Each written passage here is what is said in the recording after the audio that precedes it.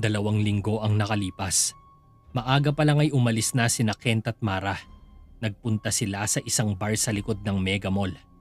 May live band dito pero sa labas lang sila pumwesto. Umorder ang 2 ng hard beer at ilang pulutan. "Bakit ka umalis nun sa serbisyo?" Tanong bigla ni Mara kay Kent. Bakit mo naman naisipang itanong yan?" Balik tanong ni Kent. Nako, di ko kasi akalain na mas pipiliin mong maging space engineer kaysa manungkulan sa militar. Sagot naman ni Mara. "Alam mo namang ito ang pangarap sa akin ni Mami kahit natutol pa si Papa. Gusto kasi nun maging warrior ako ng digmaan para may pinagmamalaki siyang anak." Wika pa ni Kent. "Magiging warrior ka rin naman ulit dahil nakapasok ka na sa Scorpion." Saad ni Mara. Dumating na ang inumin nila at sinimulan na ang tagay. Nagsimula na ring dumagsa ang mga tao. Marami ding mga parokyanong bagets ang napuntahan nila. Hindi na rin nila napansin ang oras. Maraming naikwento si Kent kay Mara sa buhay niya bilang sundalo. Nag-awol ito at matagal na ring pinapareport sa High Command. Isa sa mga bagay na inayawan niya ay ang di makatarong ang dahilan ng giyera sa Mindanao. Sa bagay, pamilyar rin si Mara sa ganitong sitwasyon noong nasa serbisyo pa ang kanyang ama. Nasa kalagitnaan sila ng usapan nang may isang lalaking bumagsak sa lamesa nila. Napatayo kaagad sina Kent at Mara dahil bumagsak ang mga bote ng beer nila. Duguan ng lalaki at basang-basa ng dugo ang suot nitong damit. Tumayo ito ng dahan-dahan, umapit sa pantalon ni Kent. "Tulungan ninyo ako. Tulungan ninyo ako." Pakiusap ng lalaking tansya ni Kent ay kasing edad lang niya. "Bakit? Ano ba nangyari sa'yo?" Tinulungan ni Kent na makatayo ang lalaki. "May gustong pumatay sa akin. Tulungan niyo ako. Tulungan niyo ako." Umiiyak ang lalaki. "Lumayo kayo sa taong yan!" Isang lalaki ang sumigaw at tumatakbo palapit. Umarang kaagad si Kent at hinarap ang lalaki. "Pare, huwag niyan tulungan ng lalaking yan. Ibigay niyo siya sa akin." Wika ng lalaki. Naka-leather jacket ito at hindi pamilyar kay Kent. May yosi pa sa bibig ang lalaki. Nakagat-kagat lang ng labi nito. "Teka, ano ba kasalanan ng lalaking to at gusto mong patayin? Hindi ka ba naawa sa kanya?" Tanong ni Kent sa lalaki. "Wala na akong oras para magpaliwanag. Akin na siya." Hinawakan ng lalaki ang balikat ni Kent pero pumalag si Kent at tumatras sandali ang lalaki. Si Mara naman ay tahimik lang na nanonood. Di ito makagalaw. Parang kilala niya ang lalaking ito. "Tama! Siya yung lalaking nahagip ng CCTV na ng loob sa templo. Ano bang problema ng lalaking to at bakit siya nandito?" Alam ito ni Mara dahil naibahagi sa kanya kamakailan ni Trixie ang nangyari sa isang templo sa Japan. Nilapitan ni Mara si Kent at bahagyang bumulong sa lalaki. "Kent, mabuti pa siguro hayaan na lang natin sila. Hindi natin away to." Mahinang sabi ni Mara kay Kent na mukhang naging palaban na. Hindi niya rin nasabi ang pagkakakilanlan ng lalaki dahil bahagya siya nitong tinignan ng matalas. "Kailangan ng taong ito ng tulong dahil marami na siyang sugat. Tapos kukunin mo pa at papatayin.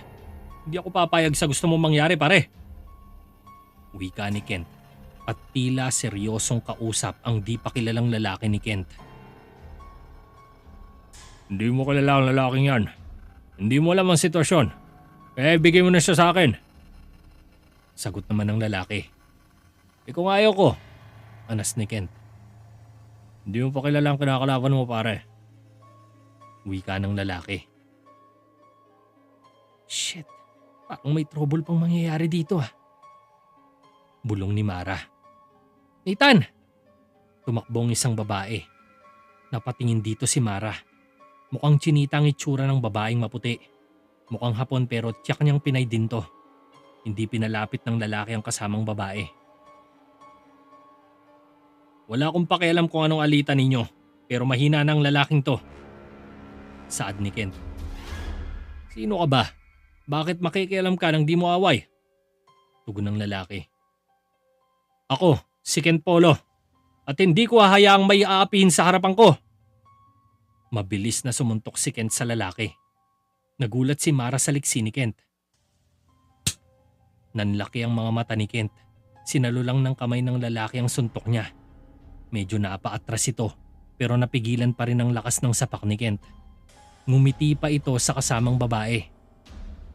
Kent Polo pala ah. Ako si Nathaniel Manalo. Nice to meet you, Kent. Pakilala ng lalaki. Nagkakilalahan pa ang dalawa. Nanatiling nakahawak si Nathaniel sa kamao ni Kent. Nagtititigan pa silang dalawa. Walang imikan. Parehong matatalim ang tinginan sa isa't isa. Maging si Mara ay tulala ring nakatitig sa kanila. Gusto niyang pigilan ang dalawa. Gusto niyang pumagitna. Ayaw ni Mara na may mangyari pang trahedya dahil alam niya kung gaano kadelikado itong si Nathaniel. Samantalang si Kent naman ay hindi alam ni Mara kung hanggang saan ang kakayahan nito. Pipigilan ko sila. Dapat magsalita na ako. Pero paano? Anong sasabihin ko? Kameme si Mara. Hindi niya alam ang sasabihin. Napapitlag na lang si Mara nang magsimulang magsapakan ng dalawa. Napakabilis nilang magtapunan ng mga suntok. Halos di masundan ng mga mata. Kaliwat kanang kamao ang nagsuswing sa ere at sabay silang nagsasalagan. Parang nagsasayaw lang sila. Sayaw ng kamatayan. Namangha naman si Mara sa angking bilis ni Kent. Nagagawa niyang makipagsabayan kay Nathaniel at parang patas lang ang dalawa. Wala pang ni isa sa kanila ang nakatama. Si Mara naman ay di na nakapagsalita pa. Napalunok na lang ito ng laway at nakatayong parang tuod. Kapwa sumuntok ang dalawa at kapwa rin nila sinalo ng palad ang kamao ng isa't isa. Magaling ka pala. Wika ni Nathaniel na nakangiti lang. Tila nag-e-enjoy pa ito. Ikaw rin, hindi ka basta-basta. Sagot naman ni Kent.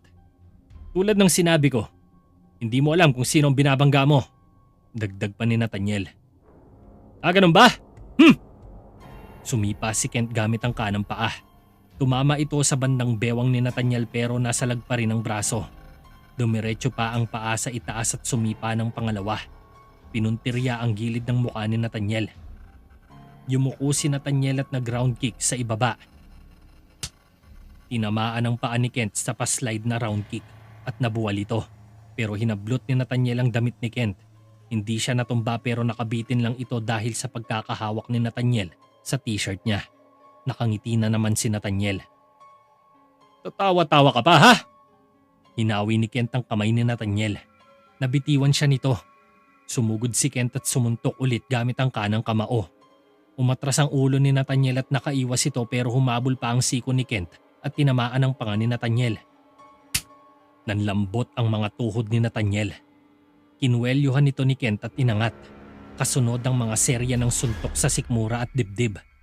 Nag-cover ng katawan si Nathaniel. Hindi makapasok sa sikmura nito ang mga kamao ni Kent. Umagis pa ng siko ulit si Kent sa mukha ni Nathaniel pero hinawakan lang ito ng kamay. Sumipa naman si Kent pero sinalubong lang ang paa niya ng sipa rin ni Nathaniel. Napaatras sila pareho at naghanda ulit. Nakita pa ni Mara na may tumutulong dugo sa bibig ni Nathaniel. Grabe, si Nathaniel pa ngayon ang dehado. Magaling din pala tong si Kent. Pasimple lang to pero totoong warrior to. Bulong pa sa sarili ni Mara. Napatingin siya sa kasamang babae ni Nathaniel. Tahimik lang itong nanonood ng laban. Napabaling ang tingin ni Mara kina Kent at Nathaniel. Dahan-dahang nagpaikot-ikot ang dalawa. Palapit ng palapit sa isa't isa. Hanggang sa magdikit ang likod ng kanilang mga kamay. Kasunod nito ang sipa na parehong nagbanggaan pa. Kaliwat ka ng suntok pero nagkasalagan. Hinawakan ni Kent ang kaliwang braso ni Nathaniel at hinila ito. Nakalapit kaagad si Kent sa katawan ng kalaban niya. Dumikit ang kaliwang balikat niya sa sikmura ni Nathaniel at umikot paharap sabay buhat sa katawan ni Nathaniel. Hinila pa niya ito at binagsak si Nathaniel sa simento pero nakakapit si Nathaniel sa damit ni Kent. Lumapag lang ang mga paa ni Nathaniel pero nakatihaya itong nakabitin habang nakaharap kay Kent. Nakakapit ito ng mahigpit na halos mapunit na ang damit ni Kent. Nag-elbow drop si Kent sa noo ni Nathaniel. Bumitaw ang kaliwang kamay ni Nathaniel sa balikat ni Kent para makaiwas sa siko. Gumilid sa kaliwa ang katawan ni Nathaniel at hinila pababa si Kent. Nadala naman ito at mukhang susubsob pero umakyat pataas ang isang paa ni Nathaniel.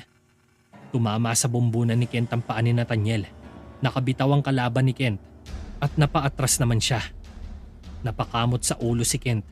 Parang matigas pa yata sa batong bungo ng katunggali niya. Si Nathaniel naman ang sumugod. Nag-sidestep pa ito sa kaliwat kanan para lituhin si Kent. At pagkalapit ay nag-flying kick pa ito. Napa-sidestep si Kent at nakaiwas sa sipa. Si Kent naman ang sumipa at natamaan sa tagiliran si Nathaniel. Natulak ito at bumagsak sa isang lamesa. Naramdaman ni Nathaniel na malakas ang impact sa kanyang atake. Nakahiga ito sa simento pero nag-flip kaagad para makatayo. Napunit pa ng bahagya ang jacket nito. Hinubad ito ni Nathaniel at hinagis sa kasamang babae. Nakasando na itim na lang ito. Grabe, solid ang katawan ng hinayupak na to. Ululaway ang mga babae nito at may mga peklat pa. Batak talaga sa laban to. Wika pa ni Mara sa sarili. Sandali! Akmang lalapit ang babae. Diyan ka lang, Michelle. Ako nang bahala dito. Malumanay na sambit ni Nathaniel. Michelle pala ang pangalan nitong kasama niya. Sambit ni Mara na napatitig ulit kay Michelle. Pinatunog pa ni Nathaniel ang mga kamao at leeg nito. Si Kent naman ay nagtatatalon-talon pa at nagsha-shadow box. Hindi na normal ang labang ito. Parang isang street fight na ng dalawang bihasa sa suntukan at isa si Mara sa maraming taong nakatingin na naging saksi sa kanilang angking lakas. Nagwawalis-wis sa hangin ang bilis ng suntok ni Kent habang nagsha-shadow boxing. Manalo ka pala ha? Nakatingin naman si Kent ngayon. Oo, bakit? Dumura pa ng dugo si Nathaniel. Pinahid ka agad ang tumulo sa bibig. Pamilyar kasi ang apelidong yan sa akin. Apelido yan ng kaibigan ng tatay kong madalas niyang ikwento sa akin nung bata pa ako. Wika naman ni Kent. Kung ganon, magkalapit lang pala ang dugo natin. Dapat itigil na natin to. Nagsasayang lang tayo ng oras. At hindi ko papatayin ng lalaking nasa likod mo ha. Napatitig si Nathaniel sa likod ni Kent. Nanlaki ang kanyang mga mata. Pati si Kent ay napatitig rin. Ina! Nakatakas siya! Sigaw bigla ni Nathaniel at pinagkakamot ang ulo sa inis. Nakatakas nga ang lalaki pero hindi nila kilala kung sino yun. Nawala na parang bula. Lumapit si Nathaniel kay Kent at kinwelyuhan nito ang binata. Dahil sa katangahan mo, nakatakas tuloy ang magiging informant ko. Singhal ni Nathaniel. Bitawan mo nga ako. Tulad ng sinabi ko sa'yo, wala akong paki sa away nyo. Ayoko lang na merong pinapahirapan sa harapan ko.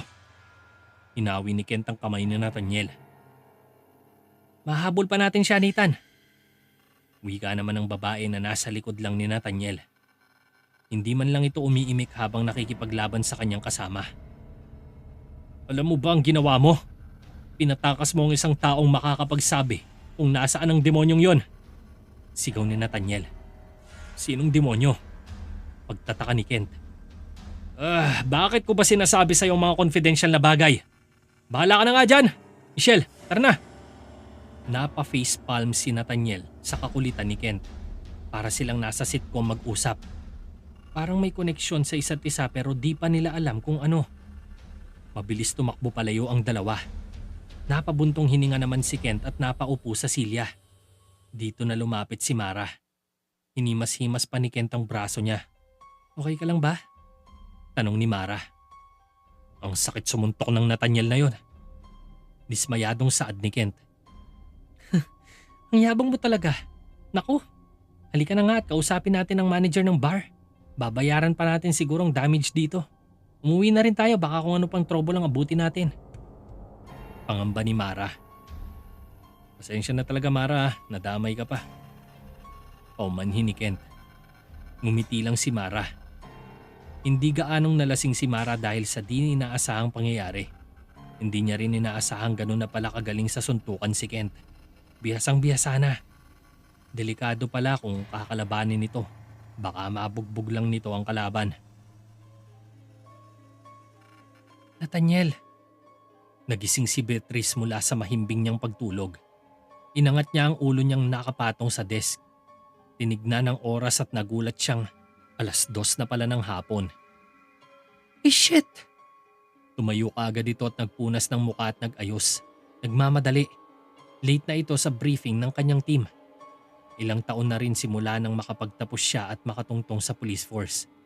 Ilang taong nagmistulang siglo para sa kanya simula noong huli nilang pagkikita ng best friend niyang si Nathaniel. Hindi niya alam kung nasaan na ito ngayon o kung ano nang nangyari. Ang tanging nakikita niya ay ang sunod-sunod na masasamang balita tungkol sa mga pag-atake ng kakaibang mga nilalang sa bawat panig ng mundo. Matapos makapag-ayos ng kasuotan ay kaagad siyang pumunta sa briefing room. Maingat na binuksan ang pinto at tahimik na pumasok sa loob. You are late, Legaspi. Wika ng commanding officer nila. Sorry sir, nakaidlip po ako. Katwira naman ni Beatrice. Anyway, let us proceed to the briefing. As you can see in this chart, for the last 3 months, tumaas na naman ang rate ng pagdami ng droga sa ating nasasakupan. At ayon sa ating assets, nanggagaling ang mga supply dito sa 3 smugglers na to. Pinakita ng opisyal ang 3 larawan sa projector. 3 lalaking may mugshots. Napansin ni Beatrice ang isa dito. Ito ay sina Ronaldo Serrano alias Bagsik, Martin Del Pilar alias Busog, at si Asyong Balderrama alias Bulol. Itong 3 ito ang mga targets natin. May legitimate info tayo na si Bagsik at Bulol ay magkakaroon ng dealings mula sa kanilang Thai supplier sa isang commercialized area sa Barangay Tondo. Now, I want your team to secure the area, make a legit sweep, and then execute a raiding operation kapag makumpirma na natin ang dealings nila. Inilabas naman ng briefing officer ang mugshot ng Thai national na supplier ng 3. Ito si Liu Kang, aka Rambo. Ito ang supplier nila. Miyembro ito ng malaking drug syndicate sa Thailand, ang Bubble Gang. At ito na mismo ang pumalit at tumayong leader ng grupo simula nung mapatay ang dating big boss na si Mr. Tang. I want this man as well. High profile target ito. Kaya sigurado kung meron siyang dalang mga kasamahang may armas. As usual, mag-iingat kayo palagi.